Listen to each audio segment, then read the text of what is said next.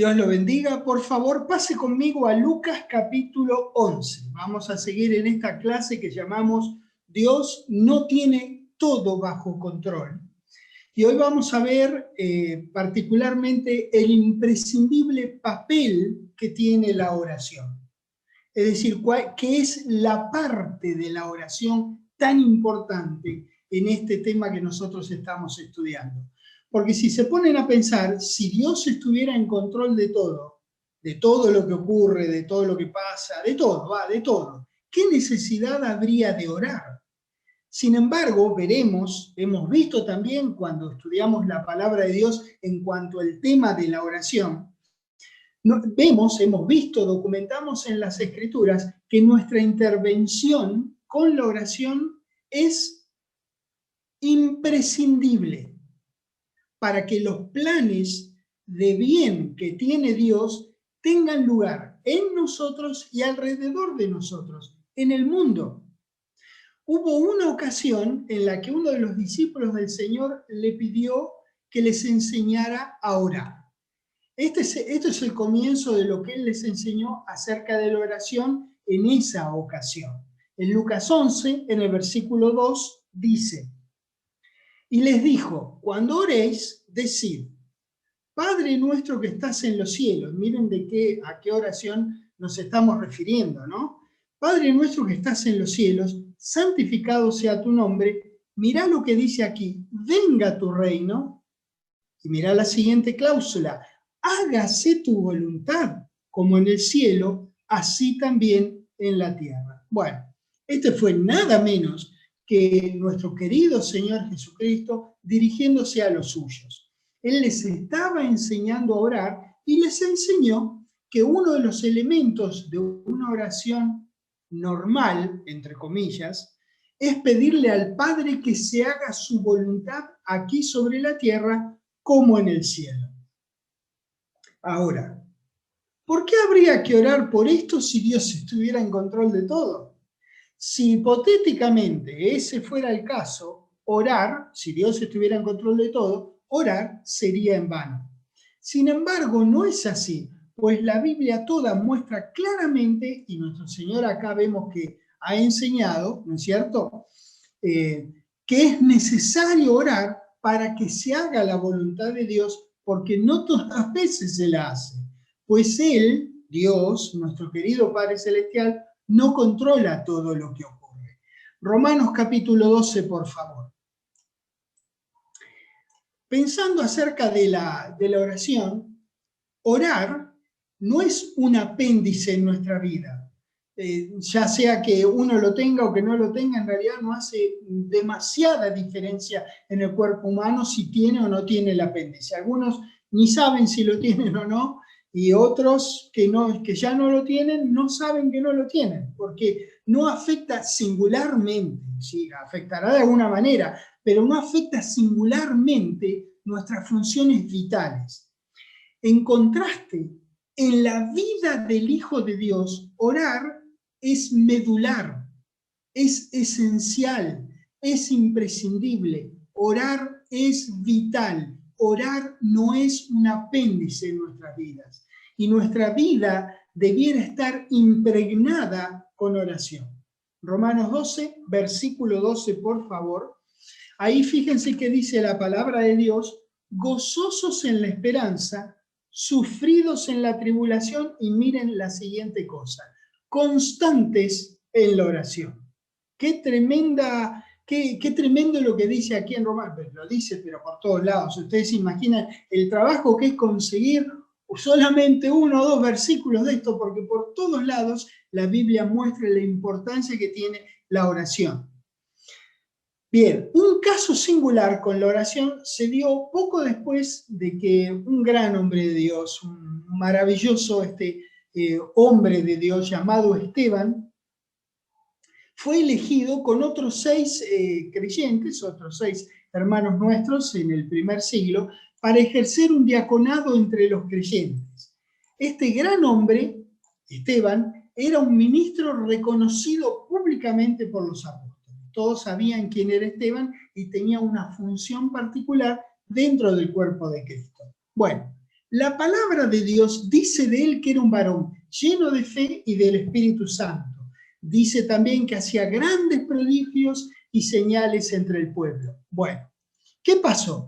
Que la religión organizada de aquel entonces lo prendió y lo llevó ante el concilio. Ilegal como siempre, ¿eh? A las suyas, porque ellos son, no sé, muy machos, o porque sí, porque querían. Porque este era un hombre que estaba haciendo la voluntad de Dios, hacía grandes prodigios y señales entre el pueblo, un hombre que era un varón lleno de fe, de Espíritu Santo. Bueno, hay que detenerlo entonces, porque es competencia nuestra, a ver si la gente se entera de que verdaderamente Dios es bueno. Bueno, entonces, ¿qué hizo la religión organizada aquel entonces? Lo agarró, lo prendió y lo llevó así al concilio. Así fue que mientras él estaba haciendo, no sé, lo que podríamos llamar un descargo delante de estos desgraciados, les predicó la palabra de Dios, y cuando lo hizo cubrió miles de años de historia de Israel, hasta que no aguantaron más y lamentablemente lo apedrearon. Por favor, pasen conmigo a Hechos capítulo 7. Eso es lo que estos desgraciados hicieron con este maravilloso hombre que les compartió la palabra. Fue, además, leer ese registro, es maravilloso ver lo que Esteban sabía de la palabra de Dios, porque en el medio de esa turba encendida en contra de él pudo, no sé, mantener sus patitos en orden, así, sus pensamientos ordenados, y compartirles la palabra de Dios. Bueno, mientras agonizaba cuando lo apedreaban, qué terrible hablar de estas cosas, porque estas cosas verdaderamente ocurrían y seguirían ocurriendo si no fuera que las leyes de nuestras naciones nos protegen de alguna manera, ¿no? Porque esto que le pasó a Esteban no, era bastante normal en aquellos años y lo sería hoy día si no fuera por esto que digo. Mientras él agonizaba, esto es lo que ocurrió con Esteban, y esto que vamos a leer ahora es lo que Esteban dijo en ese momento que lo estaban apedreando. Le pido por favor, hágase un poco el esfuerzo de hacer el videíto e imaginarse que usted fuera Esteban, ¿verdad? Que usted tendría, no sé, 200, 300, 1000 personas alrededor suyo, cada uno con 1 o 2 piedras, y se las arrojaran. Piense en eso, que le pegarían primero aquí, después allá, en la oreja, en la cabeza, en la frente, en la espalda. Imagínese eso. Mientras eso estaba ocurriendo, en Hechos 7, versículo 58, la palabra dice que echándole fuera de la ciudad, le apedrearon, y los testigos pusieron las ropas de Esteban a los pies de un joven que se llamaba Saulo. 59. Y apedreaban a Esteban. De nuevo, por favor, póngase en el lugar de Esteban. ¿Qué pensaría usted de los que estaban haciendo esta locura, este homicidio así con este hombre? Piense, y acá dice que apedreaban a Esteban mientras él invocaba y decía: Señor Jesús, recibe mi espíritu. Y puesto de rodillas, clamó a gran voz. Escuche esto que dijo este hombre: Señor, no les tomes en cuenta este pecado. Y habiendo dicho esto, durmió. No le diga a nadie, no le cuente, pero ya se hizo la composición del lugar. Si usted hubiese sido Esteban, si usted hubiese orado esta oración, Dios mío, qué hombre, qué ejemplo de perdón. No puede uno menos que recordar la similitud que hay con el Señor Jesucristo cuando le estaban haciendo lo que estaban haciendo colgado en el madero, que dice: perdona a los padres, no saben lo que hacen. ¿No le hace acordar a eso? ¡Qué hombre este Esteban! Para hacer una oración así en este momento, Esteban tenía que considerar más importante el efecto que tendría su oración que lo que le estaba pasando. Dios mío, qué hombre este Esteban. Hechos 8, por favor, ahí nomás, en el barrio. Hechos 8, versículo 1. ¿Recuerdan quién era el que tenía las ropas de Esteban? Bueno, miren lo que dice Hechos 8, 1. Y Saulo consentía en su muerte. En aquel día hubo una gran persecución contra la iglesia que estaba en Jerusalén, y todos fueron esparcidos por las tierras de Judea y de Samaria, salvo los apóstoles. Caramba, qué triste esta escena para quienes amamos a Dios y apreciamos tanto cuando el esfuerzo que hacen algunos hermanos en Cristo nuestros en presentar la verdad de Dios ante la cara de la persecución, de la adversidad, de la mofa, de que se burlen. Ahora, llama la atención, en verdad, cuando uno ve Hechos 7:58, Hechos 7:60 y Hechos 8:1, que este registro se presenta en un sándwich. Una parte, uno de los panes del sándwich es la mención que hace de Saulo, que tenía las ropas de este precioso hombre, en Hechos 7:58, luego la oración de Esteban en Hechos 7:60, y luego la siguiente mención de Saulo, ahí nomás, pocos versículos después, en Hechos 8:1, cuando dice que consentía en su muerte. Es un sándwich, así. Luego, más o menos un capítulo y medio más abajo, nosotros podemos verificar en Hechos 9 si la oración de este gran hombre fue respondida. Quiero que vean conmigo Hechos 9, versículo 20, que se refiere al ex Saulo, ahora Pablo, que dice que enseguida predicaba a Cristo en las sinagogas, diciendo que este era el Hijo de Dios. ¿No es bárbaro que esté ahí? Justo ahí en el medio. ¿Qué información? Sería demasiada casualidad, y eso es algo en lo que nosotros no creemos en las coincidencias, creemos en las diosidencias. Sería demasiada casualidad el hecho de que el registro de la oración de Esteban esté tan cerca de los versículos que hablan de Saulo y que no estuviera relacionado con que el futuro apóstol, Saulo no era apóstol todavía, recibiera la visita de nada menos que nuestro Señor en el camino a Damasco. Damas y caballeros, la oración altera positivamente las situaciones. Lo veamos o no, lo sepamos o no, nos demos cuenta o no, la oración altera positivamente las situaciones. La oración a Dios es absolutamente necesaria en nuestra vida normal de hijos de Dios.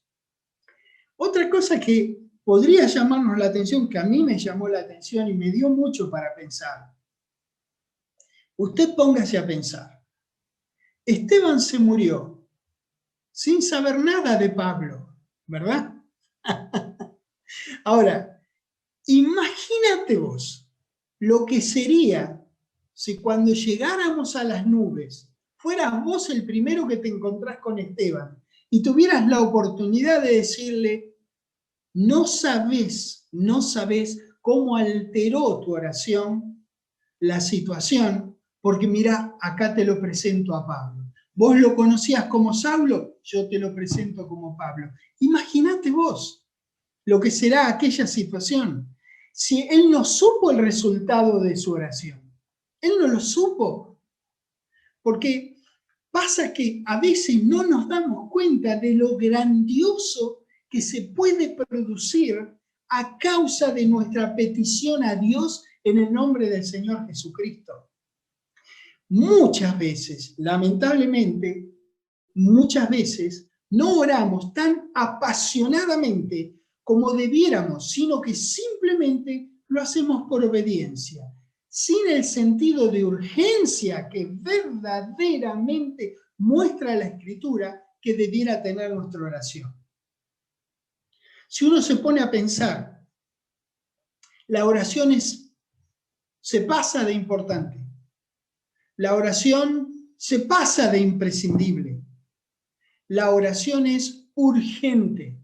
Hay una necesidad urgente de que nosotros intervenir con nuestro querido Dios en los asuntos del mundo, con nuestra oración a Él, en el nombre del Señor Jesucristo. Cuando nosotros oramos, Santiago 5, por favor. Cuando oramos por cosas que están disponibles recibir de parte de Dios, es Él, es Dios quien hace las acciones solicitadas en la petición. La oración es un valioso utensilio en la caja de herramientas del Hijo de Dios y es además un medio en virtud del cual nosotros los humanos colaboramos con Dios en determinar el futuro y en permitir que la voluntad de Dios se haga en la tierra como en el cielo. Por eso la oración, ¿verdad? Ahora, pregunto, ¿a usted le parece que la oración de Esteban modificó para bien el futuro de la iglesia? Apareció Pablo, ¿modificó en algo la vida de Pablo a la iglesia? Caramba, caramba si tuvo un efecto la oración de este maravilloso hombre. Qué divino nuestro Dios. Santiago, capítulo 5, por favor, en el versículo 13. Vamos a tratar de empujar y con un martillo vamos a tratar de hacerle decir alguna otra cosa. Y después, de todos modos, como estamos leyendo nuestras Biblias, ustedes verán que mi martillo será anulado por lo que leemos simplemente en la Escritura. Dice el 13, ¿está alguno entre vosotros afligido? Bueno, quédese tranquilo, Dios está en control. No dice eso, ¿verdad? Vamos a ver si dice esto otro. ¿Está alguno entre vosotros afligido? Declare su liberación. No, no dice ninguna de las dos cosas. Dice, haga oración. ¿Está alguno alegre? Cante alabanzas. ¿Está alguno enfermo entre vosotros? Bueno, pues Dios quiere enseñarle a usted algo para hacerlo más manso y para hacerlo un mejor cristiano. No dice eso. Dice que si alguno está enfermo entre vosotros, llame a los ancianos de la iglesia y oren por él. Oración, oración, oración y oración, para pedirle a Dios que cambie esa circunstancia. Ungiéndole con aceite, continúa diciendo en el nombre del Señor. Y la oración de fe salvará al enfermo, y el Señor lo levantará, y si hubiere cometido pecados, le serán perdonados. Confesaos vuestras ofensas unos a otros, y orad unos por otros para que seáis sanados. Vamos de nuevo con el martillo, a tratar de modificar la Escritura. Acá cuando dice, la oración eficaz del justo puede todo. No, puede mucho. 17. Elías era hombre como nosotros. Esto sí no está a los martillazos. Porque ahora lo que vamos a leer de Elías es que justamente era un hombre como nosotros. Dice que Elías era hombre sujeto a pasiones semejantes a las nuestras y oró fervientemente para que no lloviese, y no llovió sobre la tierra por 3 años y 6 meses. Y otra vez oró y el cielo dio lluvia y la tierra produjo su fruto. 7 veces en 5 versículos se menciona la oración de distintas maneras. La oración nos transforma en actores necesarios, en participantes y colaboradores. Nos hace agentes responsables por el cambio para bien de algunas situaciones. Dios quiere que nos comuniquemos con Él y aprendamos a depender de Él. Y nos da no solamente la habilidad, sino también la posibilidad de afectar significativamente las situaciones. Lo vuelvo a decir. Dije que Dios quiere que nos comuniquemos con Él y aprendamos a depender de Él. Y nos da no solo la habilidad, sino también la posibilidad de afectar significativamente la situación. ¿Se da cuenta? Mediante la oración, no mediante usted que cree y hace que las cosas ocurran. No, señor. No, señor. Es mediante la oración a Dios. Es Dios quien hace que esas cosas que usted pide ocurran si está disponible. No es usted que manda porque usted es el gran creyente. Saben que Dios despliega su soberanía sin decidir todas las veces de manera unilateral todos los asuntos. Él considera nuestra visión de la cosa, no porque nos necesite, Él es Dios, sino porque Él desea que tengamos una real, una auténtica, una dinámica relación con Él. Él es un Dios maravilloso, es un Padre que desea tener un ida y vuelta con su creación. Ese es nuestro querido Dios, ese es el Dios que le presentamos a las personas. Segunda de Reyes, capítulo 20, por favor.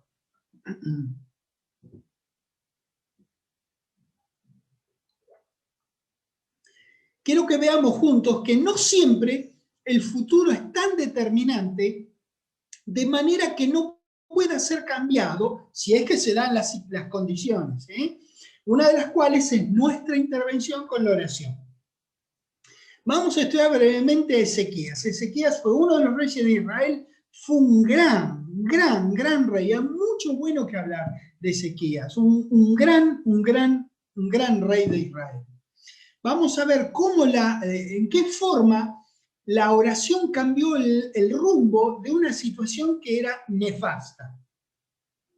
Segunda de Reyes, capítulo 20, en el versículo 1 dice: en aquellos días, el rey del que hablamos, Ezequías, cayó enfermo de muerte. Y vino a él el profeta Isaías, hijo de Amós, y le dijo: Jehová dice así: ordena tu casa, porque morirás y no vivirás.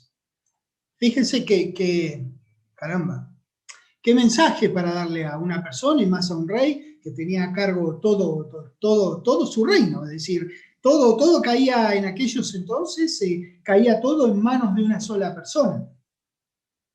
Aquí Isaías declaró lo que Dios quería que Ezequías supiera. Pregunto, ¿era la voluntad de Dios que Ezequías muriera? No. La voluntad de Dios era que Ezequías supiera que le quedaba poco tiempo y que pudiera hacer algo al respecto, que ordenara los asuntos del reino antes de partir. ¿Y saben qué hizo Ezequías? Muy sabiamente, Ezequías ora. Ezequías oró. Versículo 2. Entonces él volvió su rostro a la pared y oró a Jehová y dijo: te ruego, oh Jehová, te ruego que hagas memoria de que he andado delante de ti en verdad y con íntegro corazón, y que he hecho las cosas que te agradan. Y lloró Ezequías con gran lloro, iba a morir el hombre. Y antes que Isaías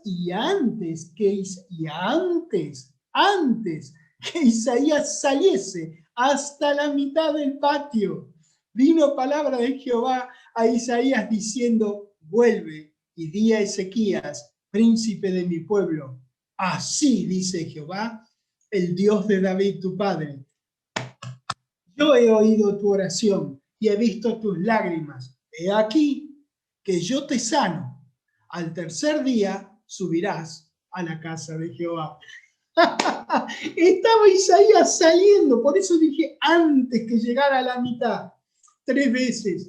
Estaba Isaías saliendo por el patio y tiene que pegar la vuelta, se tropieza con una maceta y sigue de largo a verlo a Ezequías. Sigamos leyendo, porque Dios no quiere la muerte del que muere, y mucho menos si se trata de uno de los suyos que lo ha honrado en su vida. ¿Saben qué hace Jehová? Jehová le añade 15 años más la yapa, que en otros lugares le dicen ñapa o pilón. Es eso que va en exceso, es el Efesios 3:20, que ya existía en Segunda de Reyes.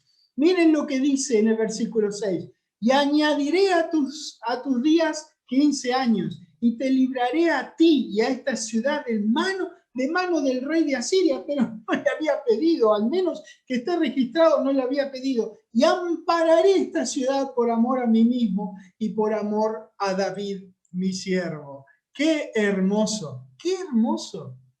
¡Qué lindo momento debe haber sido aquel! Otro video más para anotar, Segunda de Reyes 20, que vamos a querer ver en el futuro.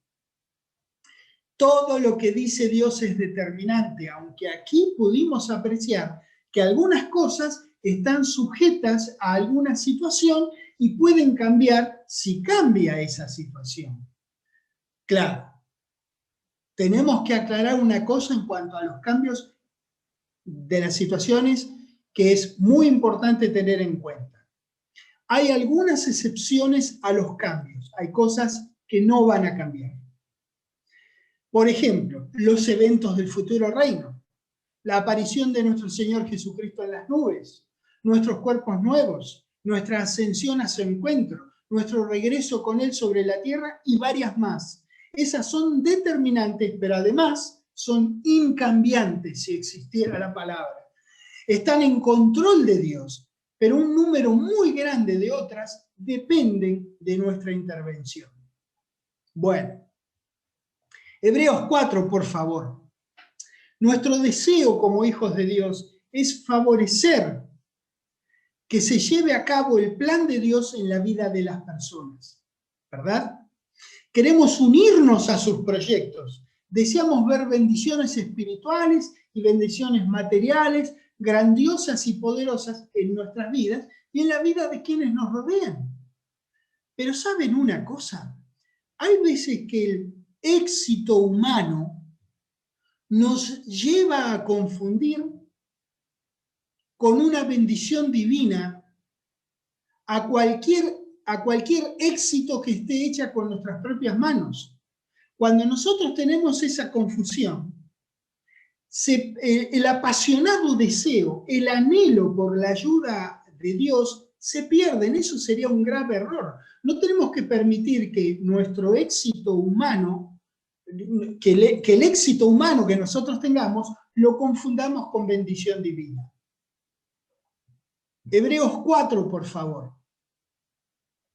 Dice en el versículo 15, porque no tenemos un sumo sacerdote que no pueda compadecerse de nuestras debilidades, sino uno que fue tentado en todo según nuestra semejanza, pero sin pecado. Y mire lo que dice el 16, nos lo dice a nosotros. Dice que nos acerquemos entonces, o pues, confiadamente al trono de la gracia. ¿Para qué? Para alcanzar misericordia y hallar gracia para el oportuno socorro. Qué hermosa escritura esta. Gracias al Señor Jesucristo y a su trabajo de redención finalizado, terminado, la forma de acercarse al Padre es confiadamente. Acercarnos a Dios en oración es más que simplemente necesario, es imprescindible, pero si no nos acercamos, ¿de qué manera obtendremos gracia y misericordia para el oportuno socorro? Además, y tan importante, ¿por qué habría que acercarse y por qué necesitaríamos socorro si todo estuviera en control de Dios o si fuera correcto declarar que tal y cual situación cambie porque yo lo digo, porque yo lo mando, porque yo soy el supercreyente? Muy simple. No es correcto, bíblicamente hablando, decretar o declarar, ni es lógico pensar que Dios está en control de todo. Nosotros tenemos que acercarnos, nosotros tenemos que buscar y llamar. Debemos llegar al punto en nuestras vidas en que estemos totalmente persuadidos de que la oración es la respuesta por encima de toda posible respuesta a cualquier circunstancia de la vida. Puede que lo que nosotros oremos no esté disponible, pero no está mal orar. En esa oración uno puede enterarse que esa no es la voluntad de Dios lo que uno pide. Uno puede enterarse en esa oración de que Dios no puede darte lo que le estás pidiendo, pero te pide que le pidas. La oración es vital, es medular en la vida del Hijo de Dios. Segunda Tesalonicenses, capítulo 3.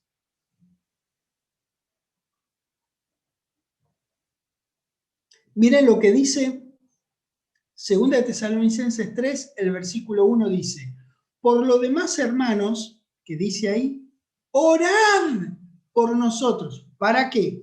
Para que la palabra del Señor corra y sea glorificada, así como lo fue entre vosotros. ¿Te das cuenta? Mira, si estás con tu anotador y estás tomando notas, quiero que anotes estas 4 cosas que te voy a decir ahora. Nuestra intervención es necesaria. Así es nuestra intervención, necesaria. Nada menos que para que la palabra del Señor corra y sea glorificada, Pablo, por revelación de Dios, pide oración. Caramba, si uno no entiende esto tan simple, ¿por qué va a pedir oración si no necesitara oración? Que la palabra del Señor corra, ¿verdad? Y que sea glorificada entre las personas como fue glorificada entre los tesalonicenses. Primera de Pedro capítulo 3, por favor. No está bien tomar a la oración como el último recurso, como la última cosa que uno pensaría hacer. En su lugar, debiera orarse de una manera normal en distintos momentos del día y en algún momento reservado solamente para eso. En algún momento o en algunos momentos reservado o reservados solamente para eso. Pero orar tiene que ser normal en nuestras vidas. Vas caminando, vas manejando, estás cocinando, estás escribiendo, te detenés y le haces una oración al Padre, seguís haciendo lo que estabas haciendo. Es normal entre nosotros tener ese tipo de relación con nuestro Padre Celestial. La oración no es solamente para casos de emergencia. Claro que si se presenta una emergencia, lógico, oramos, pero nos proponemos iniciar con oración todas nuestras cosas para nunca llegar a una emergencia. De nuevo, si surge la emergencia, ok, no nos condenamos por no haber orado antes, sino que oramos. ¿Por qué hacemos eso? Por lo que dice Primera de Pedro, capítulo 3, en la primera parte del versículo 12, que dice: porque los ojos del Señor están sobre los justos y sus oídos atentos a sus oraciones. Eso dice la primera parte de este precioso versículo. Los ojos del Señor están sobre los justos, sus oídos atentos a sus oraciones. Y ahora, por favor, vayan al Antiguo Testamento, a Proverbios. Fíjese lo que leímos recién aquí, que sus oídos están atentos, pero si no oramos, vendría a ser como si el Padre no tuviera nada de nosotros a lo que atender. Proverbios 15, versículo 8 dice: el sacrificio de los impíos es abominación a Jehová, mas la oración de los rectos es su ¿qué? Es su gozo. Versículo 29 del mismo capítulo. Jehová está lejos de los impíos, pero él oye la oración de los justos. No dice ahí que la oración de los rectos sea la responsabilidad, el deber, el quehacer, la imposición, el trabajo o la obligación de Dios. Dice en cambio que la oración de los justos es su gozo, es su deleite, y dice también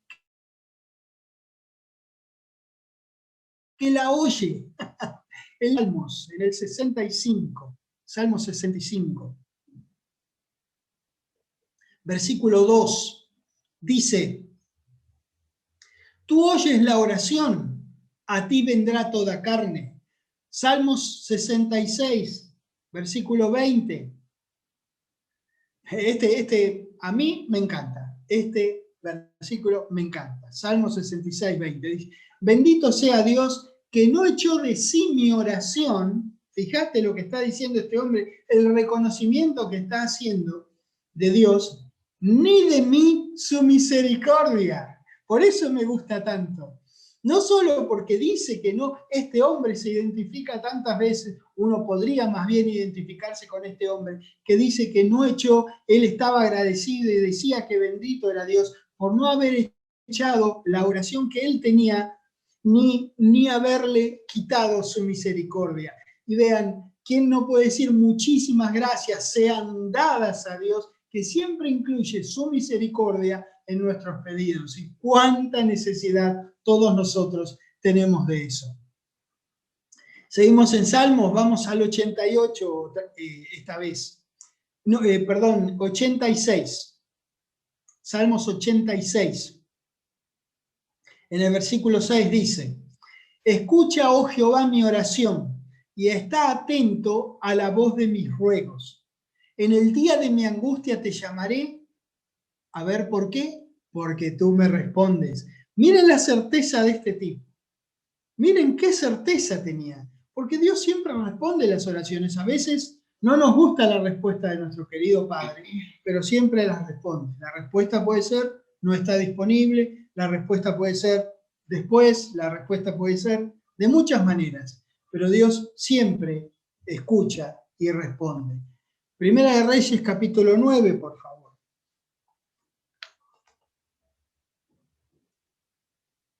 Primera de Reyes 9, en el versículo 1 dice: cuando Salomón hubo acabado la obra de la casa de Jehová, miren, nada menos que esto, si tienen oportunidad, lean, porque la oración que luego hace, que no tenemos el tiempo para verla, la oración que hace Salomón cuando él dedica la casa de Jehová, es, ¿qué puedo decir? Es una oración para alquilar balcones. Cuando Salomón hubo acabado la obra de la casa de Jehová y la casa real y todo lo que Salomón quiso hacer, Jehová apareció a Salomón la segunda vez como le había aparecido en Gabaón, y le dijo Jehová: yo he oído tu oración y tu ruego. Aquí dejamos el versículo, porque esto es lo que yo quiero que ustedes vean, que veamos todos, que Jehová le dijo: yo he oído tu oración y tu ruego. Miren lo que leímos en pocos versículos: sus oídos atentos a nuestras oraciones. La oración de los rectos es el gozo de Jehová. Él oye la oración. No echó de sí la oración del salmista ni su misericordia. Tú me respondes. Y en este último registro, yo he oído. Dios siempre oye. Dios siempre oye. Qué maravilloso Dios nosotros tenemos. Este es el que le mostramos a la gente. A los evangelios, por favor, en Juan capítulo 14. Jesús confrontó al mal a lo largo de todo su ministerio y jamás dejó siquiera entrever que su Padre tenía todo bajo control. La oración es una herramienta necesaria que cambia vidas. La oración cambia situaciones. La oración a Dios es imprescindible en la vida normal del Hijo de Dios y despliega el poder de Dios delante de las personas. Despliega el poder de Dios dentro de este mundo que es oscuro, caótico y maldito, injusto. Necesitamos orar. Juan 14, versículo 30. Recuerdo estas cosas que vimos en la primera enseñanza. No hablaré ya mucho con vosotros, porque viene el príncipe de este mundo y él nada tiene en mí. No tiene nada en nuestro Señor y tampoco lo tiene en nosotros. Jesús sabía que el mal venía del diablo y sus secuaces, tanto los secuaces espirituales como los secuaces de la tierra. Nosotros, como nuestro Señor, debemos pedir que la voluntad de nuestro Padre sea hecha. No pensar, decir y permitir que se diga que esas maldades que nos rodean son la voluntad de nuestro Padre. El mundo está en control del maligno, no de Dios. El príncipe Jesucristo acá en Juan 14:30, llamándolo el príncipe de este mundo. Mateo capítulo 6. Recuerdo esto, no importa si no llegan, se los voy a leer yo. Mateo 6 en el versículo 10 tiene que ver con el primer versículo que leímos. Dice: venga tu reino, hágase tu voluntad como en el cielo, así también en la tierra. Nosotros no tenemos que aceptar que todas las cosas son la voluntad de Dios. De hecho, muchas veces no se hace lo que es su voluntad. La oración regresa a Dios el control sobre algunas situaciones. Al haber Dios escogido no controlar todas las cosas, hay algo entonces que uno de nosotros podemos hacer al respecto. Somos personas libres, somos moralmente responsables. Nosotros podemos hacer elecciones que maximicen nuestra seguridad en la vida de servicio. A la vez, nosotros con nuestra elección de andar en línea con la palabra, estar atentos a Dios y orar, nosotros vamos a minimizar la vulnerabilidad que las personas tienen frente al mal del mundo, y frente a otras personas que tienen la misma elección, la posibilidad de elegir que nosotros, pero eligieron el mal como camino de vida. Nosotros minimizaremos la vulnerabilidad que nosotros tenemos en un lugar que no es nuestro, porque, bueno, la tierra es nuestra, ojo, la heredaremos cuando venga nuestro Señor Jesucristo con nosotros sobre la tierra, pero el mundo no es nuestro, esto no es nuestro, esta locura que ocurre alrededor de nosotros no es nuestra. Nosotros estamos esperando nuestra total redención, cuando venga nuestro Señor y, bueno, cambie nuestros cuerpos y regresemos con cuerpos nuevos con Él, a posar las plantas de nuestros pies sobre la tierra que asistiremos a nuestro Señor, a que la lleve al estado de gloria y esplendor que tuvo aún antes de Génesis 3:15.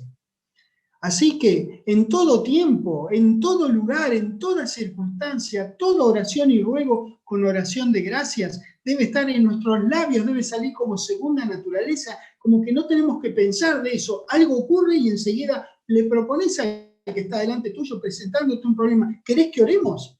Y si estás solo, no tenés nada que preguntar. Orás, oración, porque es nuestra conexión con nuestro querido Padre, es una charla amorosa, voy a decirlo entre comillas, amistosa, porque es muy respetuosa. Él es un superior y vos sos un superior con la capacidad de satisfacer una necesidad tuya, y vos sos un inferior con esa necesidad. Entonces es amorosa, es amistosa, entre comillas, y es muy respetuosa. Nosotros vemos en la Escritura que Jesús caminó con una total confianza en su Padre. Él realizó su propia parte del plan general de su Padre. Así Dios le fue recíproco, caramba si lo fue. Y guardó su palabra para él y para todos aquellos que invocamos su nombre. Dios es digno de todo respeto, de todo nuestro amor. Es digno de que nosotros lo pongamos primero en todo en nuestras vidas. Salmos, por favor, de nuevo, 145. ¿Quién no ha escuchado alguna vez que las personas pregunten, si Dios es tan amoroso, ¿por qué hay tanto sufrimiento en el mundo? ¿O por qué tanta injusticia? ¿Por qué la vida es tan injusta? O preguntas como esta, de este estilo, similares a esto. ¿Saben una cosa? El cristianismo tradicional no respondió adecuadamente a estos serios interrogantes de las personas. No desmerezco este interrogante, porque han sido enseñados así. Y en realidad, cuando explican, con sus explicaciones, le echan leña al fuego. Hacen que las personas queden más en desconocimiento de cómo son las cosas. Salmo 145, en el versículo 9, dice: bueno es Jehová para con todos, y su misericordia sobre todas sus obras. Bueno, yo tendría que decir chocolate por la noticia, que es como decimos en Argentina, cuando ya sabés, cuando lo que te dicen es demasiado obvio, decir, bueno, chocolate por la noticia. Es re obvio que bueno es Jehová para con todos. Es re obvio que sus misericordias son sobre todas sus obras. En general enseñan que Dios está en control de todo y que todo lo que pasa es obra de Él. A las cosas malas las relacionan con que Dios los ha castigado o que está probando su fe. Todas esas cosas tienen débiles respuestas que alejan a la gente de Dios. Qué triste que tantos cristianos le atribuyan a Dios estas ocurrencias traumáticas, accidentes, persecuciones, enfermedad y finalmente hasta la muerte le atribuyen a nuestro Padre. Y bueno, está en un mejor lugar, y bueno, se lo llevó, por algo será. Otro pétalo en el jardín de rosas de Dios. ¿No? Fíjate las cosas que dicen, las expresiones que usan. Son todas enseñanzas incorrectas que lastiman a las personas y los alejan de la verdadera fuente de consuelo, de la verdadera fuente de fortaleza, sabiduría y de la verdadera fuente de liberación sobrenatural. Dios es esa fuente a través de su Hijo Jesucristo. La mentira de que Dios causa sufrimiento está lejos de aclarar las cosas. causa más sufrimiento todavía. Es un conocimiento que deja a la gente sin esperanza. ¿Qué esperanza tenés vos si el Dios que alguien te dijo que es puro amor, te lleva a un ser querido? ¿Te das cuenta? Deja a la gente sin esperanza, caramba. Agarren la Biblia, viejo, y léanla. ¿No es eso lo que encontrarán en la palabra de Dios? Lamentaciones, capítulo 3. Y de nuevo, ¿qué problema para seleccionar pocos versículos de un tema que está tan repetido en la Biblia, de la bondad que tiene Dios, no solo que es expresado así en la Biblia, sino que además muestra sus acciones buenas en el bien de los demás? Todo el mundo lo reconoció siempre, aún en la antigüedad. Lamentaciones 3, en el versículo 25 dice: bueno es Jehová a los que en él esperan, al alma que le busca. Y acá dice en el 26, bueno es esperar en silencio la salvación de Jehová. Cuando vos esperás en Jehová, vos lo que haces es te reclinás en él. Entonces hay un ala que te cubre. Vos vas al abrigo del Altísimo. Vos te reclinás, vos esperás en él. Le elevaste la situación a Dios y estás esperando ver la solución, porque vos sabés que Él te escucha y vos sabés que Él siempre responde. Probablemente pienso yo que la gente razone que si le pasan cosas malas, debe ser porque Dios los ha castigado por haber hecho algo malo o que los está poniendo a prueba para que sean mejores cristianos. Esto es lo que yo escuché de manera repetida, tristemente.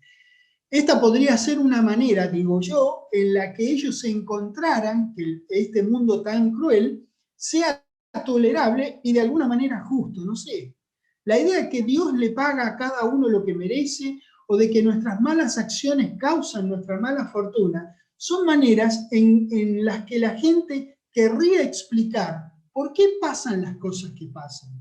Pero la verdad es que eso no da la explicación que Dios nos da en su palabra, y además aleja a las personas del liberador de sus problemas, que es Dios. Levítico capítulo 20.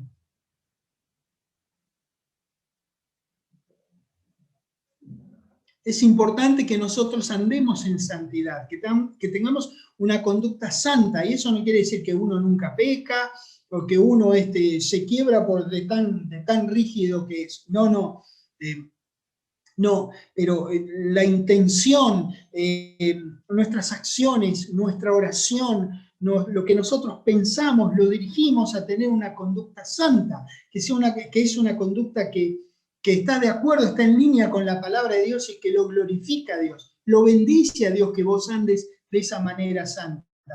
Entonces porque Dios define muy bien lo que es santidad, una conducta santa en la Biblia, en varios lugares. En Levítico 20, en el versículo 7 dice: santificaos pues y sed santos, porque yo Jehová soy vuestro Dios. ¿Cómo es? Puede preguntarse aquí, antes de leer el versículo 8, ¿cómo es que podemos ser santos? Dice acá: guardad mis estatutos y ponedlos por obra. Yo Jehová que os santifico. Así es. ¿Vio? No es nada complicado, ¿eh? Así es como podemos ser santos. Así es como podemos tener un andar de santidad, guardando sus estatutos y poniéndolos por obra. Esta es la manera en que Dios nos santifica, mediante caminar su palabra. Primera de Pedro, capítulo 1. Ya estamos en el Nuevo Testamento, por si dicen, no, pero aquello es el antiguo. No, es igual. Es decir, sí, es el antiguo, lo sé, pero la manera de andar santamente esa es la fórmula que leímos recién en Levítico. Primera de Pedro capítulo 1, en el versículo 14 dice: como hijos obedientes, no os conforméis a los deseos que antes teníais estando en vuestra ignorancia, sino como aquel que os llamó es santo, sed también vosotros santos en toda vuestra manera de vivir, porque escrito está: sed santos porque yo soy santo. Bueno, así es lo que dice la palabra de Dios en cuanto a nuestro andar de santidad.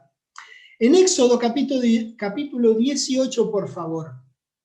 Ahora quiero ir a este tema, que es que uno puede aprender Ciertamente se puede aprender de una situación de sufrimiento. Claro que sí. Pero no significa que el sufrimiento tenga un valor educacional deseado por Dios. ¿Acaso el sufrimiento puede ser educacional? ¿Puede curar nuestras faltas? ¿Puede hacernos mejores personas? Bueno, algunos cristianos piensan que Dios tiene buenas razones para hacernos sufrir. La verdad, esto no ayuda para nada, ¿verdad?, a la persona que está sufriendo, ni explica sus sufrimientos. Es una explicación absurda que se usa para supuestamente defender a Dios. Usan palabras e ideas que pretenden transformar lo malo en bueno y el dolor en el privilegio que tiene de que Dios los está ayudando a crecer, o lo que sea, la verdura que sea que les vendan, la verdura, la mentira que sea que les estén vendiendo. Éxodo 18, en el versículo 9 dice, estamos hablando de la bondad de Dios, y se alegró Jetro de todo el bien que Jehová había hecho a Israel. Jetro era el suegro de Moisés, y acá dice que el suegro de Moisés se alegró de todo el bien que Jehová había hecho a Israel al haberlo librado de mano de los egipcios. Y Jetro dijo, bendito sea Jehová que os libró de manos de los egipcios y de la mano del faraón, y que libró al pueblo de la mano de los egipcios. Bueno, ahí está. Este hombre reconocía que Jehová es un Dios de bien. Deuteronomio 26, por favor. Deuteronomio 26, en el versículo 10, que dice, y ahora, he aquí, he traído las primicias del fruto de la tierra que me diste, oh Jehová, y lo dejarás delante de Jehová tu Dios, y adorarás delante de Jehová tu Dios, y te alegrarás en todo el bien que Jehová tu Dios te haya dado a ti y a tu casa, así tú como el levita y el extranjero que está en medio de ti. Mirá lo que les dice, que se alegren del bien que Jehová les dio.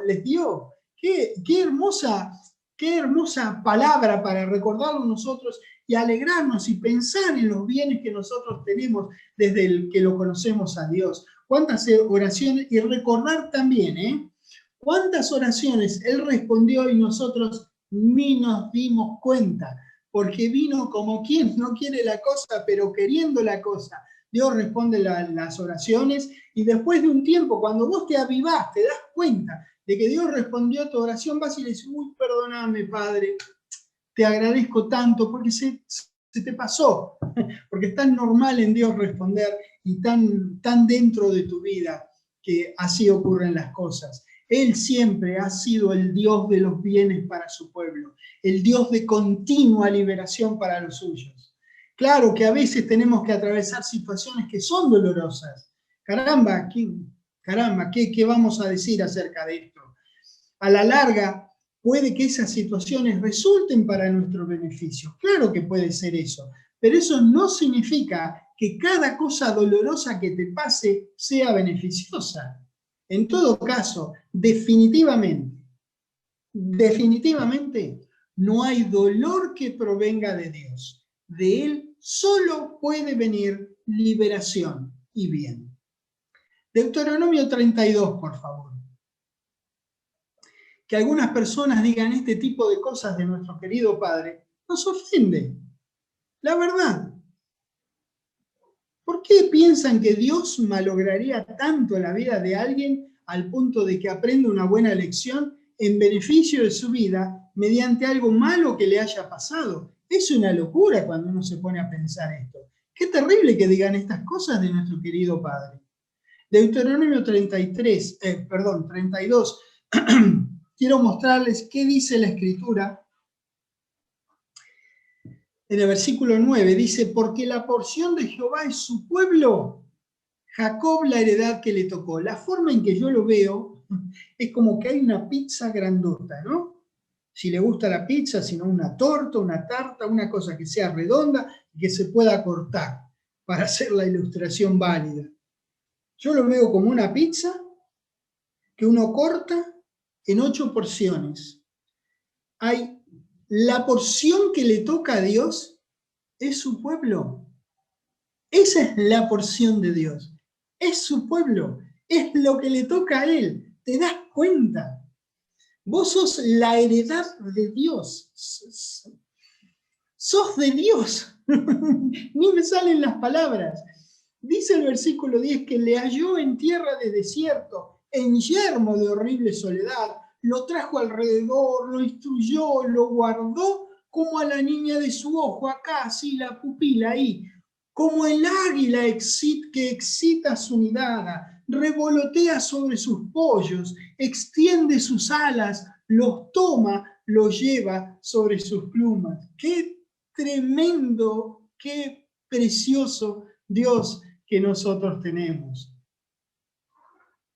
Digo todo esto porque hay una creencia que lamentablemente es común y muy desatinada, que dice que los sufrimientos vienen de Dios para probarnos. Los cristianos que creen eso lo explican diciendo una de dos cosas: o que lo merecen, o que es como una especie de cura o de purga por nuestras faltas. Ahora pregunto, ¿necesitamos interpretar nuestras tragedias como si fueran pruebas? Dicen a la vez que Dios envía esas aflicciones solamente a gente que Él sabe que es capaz de manejarlas. Así ellos y varios a su alrededor pueden aprender hasta dónde llega su propia fortaleza espiritual. Qué terrible que digan estas cosas. Algunas veces la gente se culpa a sí misma para exculparlo a Dios, para no echarle la culpa a Dios. A la larga, lo que esto puede producir es que se termine enojado con uno mismo o con Dios por supuestamente enviar un sufrimiento cuando supuestamente no lo merecemos. Así, esto lo único que promueve es alejamiento de Dios, que simplemente, lisa y llanamente, es quien puede ayudarnos en estas situaciones tan angustiosas. Esas doctrinas están en contraposición a lo que Dios enseña de sí mismo en las Escrituras. No solo no dan respuesta satisfactoria a los sufrimientos del mundo, sino que lamentablemente alejan a la gente de Dios. Quizás algunos, pienso, que estaban en el camino de ser buenos discípulos, se retiraron de la carrera porque les enseñaron que Dios manda estas adversidades para hacernos mejores cristianos. Esta es una enseñanza que en realidad, si te pones a pensar, indigna. Esto ofusca, molesta el sentido lógico de justicia que tenemos los seres humanos. Dios siempre permite que las personas elijan y desea que lo elijan a Él para su propio bien. Eso es lo que hizo el maravilloso Jeremías, a donde ahora los invito a ir, a Jeremías capítulo 20. Hermoso libro para ver, es lleno de instrucción para nosotros, no para que nosotros hagamos, sino para que nosotros aprendamos lo que requiere tener que ver con Dios y con proclamar su palabra en el medio de la adversidad. Lo vamos a ver porque la vida de Jeremías fue muchas veces muy cuesta arriba. Y lo vamos a ver ahora en su propio libro, en el capítulo 20, describiendo una oración que él le hizo a Jehová. Vamos a empezar en el versículo 7 del capítulo 20. Jeremías 20, 7. Dice: me sedujiste, oh Jehová, y fui seducido. Más fuerte fuiste que yo, y me venciste. Cada día he sido escarnecido. Cada cual se burla de mí.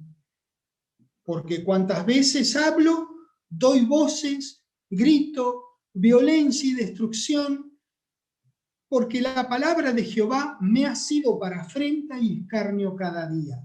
Y dije: no me acordaré más de él, de Jehová. ¿Entienden? Estaba pasando un momento de mucha angustia.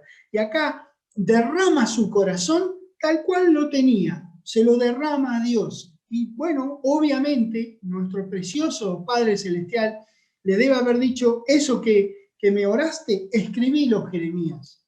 Y es ahora para nuestro aprendizaje, cómo uno puede ir a nuestro querido Dios con su corazón angustioso en una mano, y su pedido así apasionado en la otra. Vas con lo que tenés y se lo decís a Dios. Y ahí en el 9 él dice, bueno, me voy a olvidar de Jehová, esto me ha traído demasiado drama. No me acordaré más de él, dice el 9, ni hablaré más en su nombre. No obstante, mirá lo que dice. No obstante, había en mi corazón como un fuego ardiente, metido en mis huesos. Traté de sufrirlo y no pude. Porque oí la murmuración de muchos, temor de todas partes, denunciémosle. Todos mis amigos miraban si claudicaría, le estaban tomando la medida para hacerle el ataúd al pobre Jeremías, en lugar de darle una mano. Quizás se engañará, decían, y prevaleceremos contra él y tomaremos de él nuestra venganza. Mira el 11. Mas Jehová está conmigo como poderoso gigante. Por tanto, los que me persiguen tropezarán y no prevalecerán.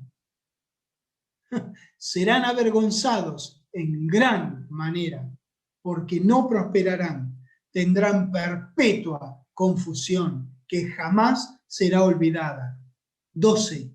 Oh Jehová de los ejércitos, que pruebas a los justos, que ves los pensamientos y el corazón.